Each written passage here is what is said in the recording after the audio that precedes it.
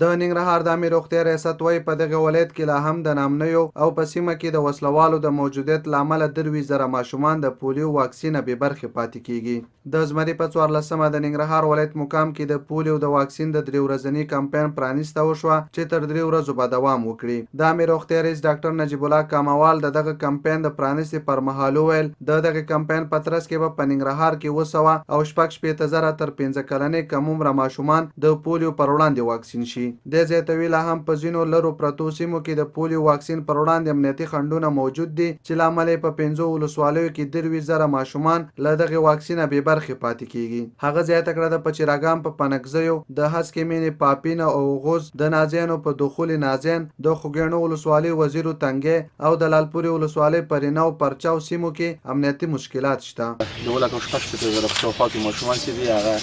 زموږ ټارګټ دی 15 کال نه ښه چې باید واکسین شي. پخوا په ننګرهار ولایت کې د 15,000 په شاوخوا کې ماشومان د واکسین نه پاتې کېدل، خو دا رقم 23,000 ته راښکته شوی او دا هم د پچراګام د پنکزیو په ساحه کې د دیبالا د پاپین او غوز په ساحو کې او همدارنګه د نازیانو د دخل نازیانو په ساحه کې د خوګیاڼو د وزیر په تنګي په ساحه کې او همدارنګه د رینو پارچا د لالپورې په ساحه کې پاتې کېږي. خو بیا موږ کوشش کوو چې دا ځل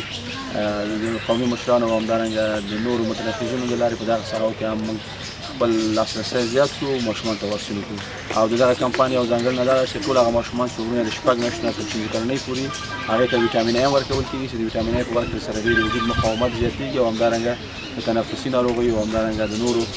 اسهالاتو څخه هم د دې مخنیوی کېږي. په دغه کمپاین کې هم ویټامین ای ورکوو او همدارنګه د پولیو واکسین د 15 کال نه ختمول. ننګرهار والي حیات الله حیات ډاډ ورکړ چې په دغو سیمو کې د پولیو پر وړاندې د موجوده خنډونو د مخنیوي لپاره هلې ځلې پیل کړي دي. هغه وایي هم به د دیني علماو قومي مشرانو په منځګړیتوب او هلو ځلو هم به د امنیتي ځواکونو د عملیاتو پر مهال یا د ستونزه راکمه کړي. نن موږ په ننګرهار کې د پولیو د واکسین د 6م راوند په ننګرهار کې او 2م راوند په افغانستان کې افتتاح کوو. زه د ننګرهار په ټولو کورنیو باندې غږ کوم چې دوی خپل هغه ماشومان چې د 15 کلنۍ نه کم عمر لري هغه واکسین کړي. په دغه دوره کې به تقریبا